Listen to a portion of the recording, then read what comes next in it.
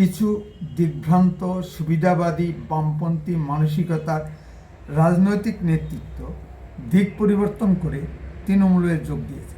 তা দিতেই পারেন, কিন্তু তাদের মুখে বড় বড় বুলি শুনে আজকের প্রতিবেদনটি শুরু করলাম। 2011 সালে পশ্চিমবঙ্গে 35 বছরের দীর্ঘ অত্যাচারী বাম জামানা অবসানের পর তৃণমূল নামক একটি পরিবারবাদী ব্যক্তিকেন্দ্রিক সুবিধাবাদী দল শ্রীমতী মমতা ব্যানার্জির নেতৃত্বে ক্ষমতায় বসে।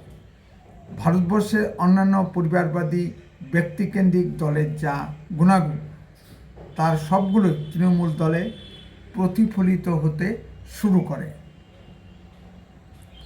আগামী ভারতবর্ষকে কোথায় নিয়ে যেতে হবে, আসু চ্যালেঞ্জগুলি কিভাবে মোকাবেলা করতে হবে, এসব চিন্তা ভাবনা পরিবারবাদী ব্যক্তিকেন্দ্রিক দলে থাকে না। তাদের প্রধান লক্ষ্যই হচ্ছে দুর্নীতির মাধ্যমে টাকা রোজগার করা। হয়তো কিছু সমাজসেবামূলক প্রকল্প সরিয়ে ভোট টানার চেষ্টা থাকে। আবহমানকাল থেকেই দিল্লির কেন্দ্রীয় শাসনের প্রতি বাঙালিদের একটি স্বাভাবিক বিতৃষ্ণা আছে।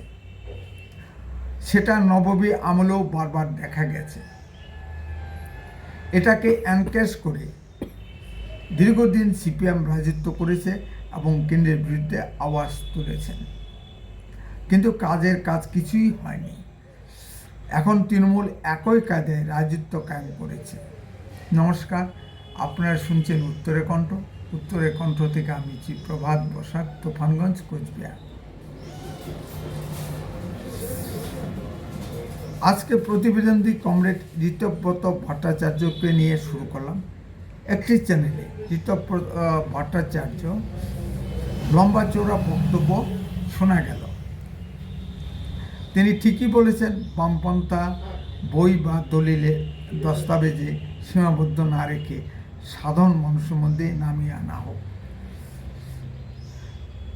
একসময় তিনি সিপিএম দলের রাজ্যসভার সাংসদ নির্বাচিত হয়েছিলেন। তাকে বুদ্ধদেব ভট্টাচার্যের উত্তরসূরি হিসেবে সিপিএম দলের চিন্তা ভাবনা শুরু হয়েছিল। একে তরুণ সাংসদ, তদুপরি তুখোর বক্তা ও সংগঠক।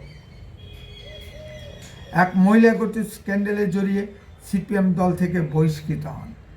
আসুন তখনকার নেট মাধ্যমে ছড়িয়ে পড়া বিভিন্ন ভিডিও চিত্র আমরা দেখে আসি।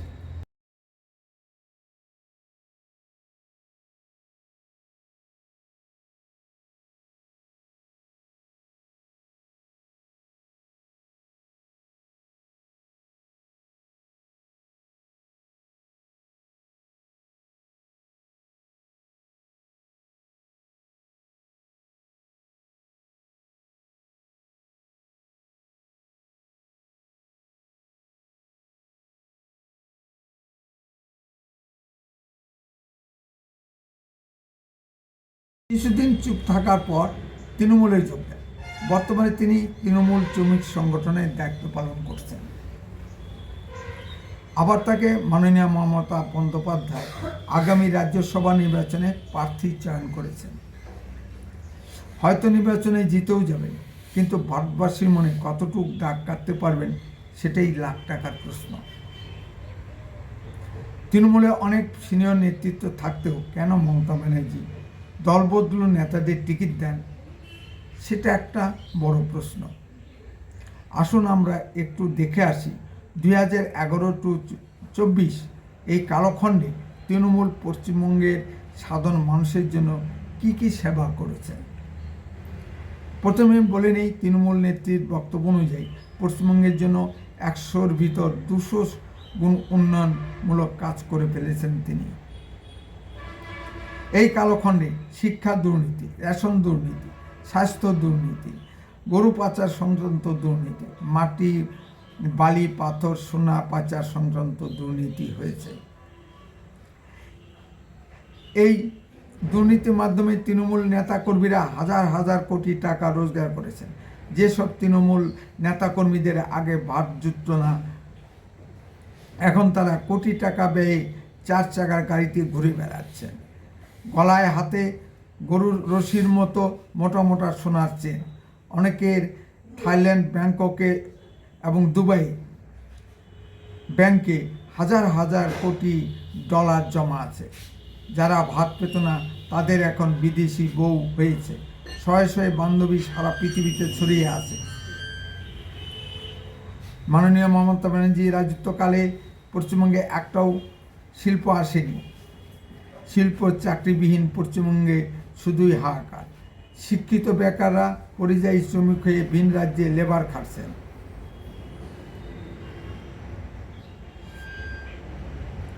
সর্বশেষ সংযোজন হলো আরজিকর মেডিকেল কলেজ ও হাসপাতালে তরুণী চিকিৎসককে হত্যা। অনেক নেতাকর্মী দুর্নীতির দায়ে জেলের ঘানি টানছেন। তবুও আমাদের মাননীয় মুখ্যমন্ত্রী দাবি করবেন তৃণমূল হলো পদ্মপাতা জলের মতো স্বচ্ছ ও নির্মল, দুর্নীতির ধরাছোঁয়ার বাইরে। আর আমরা পশ্চিমবঙ্গের সাধারণ জনগণ 500 টাকার লক্ষ্মীর ভাণ্ডারের লোভে তৃণমূল সরকারকে বারবার ক্ষমতায় বসাই। এহেন দলের জন্য শ্রী ঋতব্রত ভট্টাচার্যের মতো লোকই উপযুক্ত। উপনির্বাচনে 6টি আসন পাওয়ার পর সারা পশ্চিমবঙ্গ জুড়ে সন্ত্রাসের আবহ নতুন করে সৃষ্টির চেষ্টা চালাচ্ছে তৃণমূল।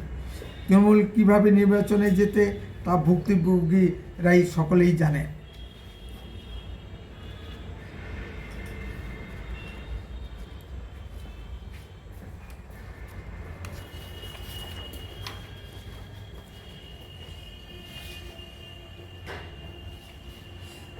সিপিএম সায়েন্টিফিক রিগিং করত।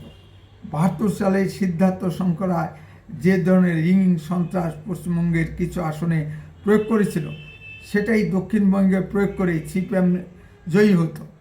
সেই ধারা ব্যাপকভাবে সারা পশ্চিমবঙ্গ জুড়ে প্রয়োগ করে তৃণমূল ভোটে নির্বাচিত হয়। শুধু মাটারিহাট বিধানসভা আসন জেতার জন্য সারা রাজ্যে পুলিশ এনে সেখানে জড়ো করা হয়েছিল। পুলিশ কি সাধারণ ভোটারদের নিরাপত্তার জন্য সেখানে এসেছিল? সংবাদ মাধ্যম সূত্রে প্রকাশ, পুলিশের ঘেরাটোপে শিশুবাড়ি একটি বুথে দেদার ছাপ্পা চলছিল। সংবাদ মাধ্যমে ক্যামেরা আর কত জায়গায় নজর দিতে পেরেছে। এখানে কেন্দ্রীয় নির্বাচন কমিশন ছোট জগন্নাথ, কারণ কেন্দ্রীয় নির্বাচন কমিশনের নিজস্ব কোনো কর্মী বাহিনী নেই। রাজ্য সরকারের অফিসারদের দিয়ে নির্বাচন পরিচালনা করতে হয়, ফলে যা হবার তাই হয়। রাজ্যের সরকারি অফিসারদের নিরপেক্ষতা বলে কোনো বালাই নেই। এহেন দলের এহেন মানসিকতা সম্পন্ন প্রাক্তন সদস্যই তো তৃণমূলের দলের উপযুক্ত প্রার্থী শ্রী ঋতব্রত বন্দ্যোপাধ্যায়। তাই মাননীয় ব্যানার্জি হলো আসল বামপন্থী। দুর্নীতি ক্ষেত্রে বামপন্থীরা ওর মাননীয় মমতা ব্যানার্জি মিলেমিশে একাকার হয়ে গেছে। বিজেপির প্রাক্তন রাজ্য সভাপতি শ্রী তথাগত রায় তাই বলেন, শ্রীমতী মমতা ব্যানার্জি হলো বামপন্থী রাজনীতির মেধাবী ছাত্রী। উত্তরে কণ্ঠ সর্বদাই বাস্তব ও সত্য কথা বলে। আরও এ ধরনের ভিডিও পেতে দয়া করে এক্ষুনি চ্যানেলটিকে সাবস্ক্রাইব করুন। আপনার মূল্যবান মতামত কমেন্টে লিখুন। বেশি বেশি করে লাইক শেয়ার করে সবাইকে দেখার সুযোগ করে দিন। উত্তরে কণ্ঠ দেশের কথা বলে, দশের কথা বলে। আপনারা চোখ রাখুন উত্তরে কণ্ঠের পর্দায়। বন্দে মাতরম, ভারত মাতা কি জয়।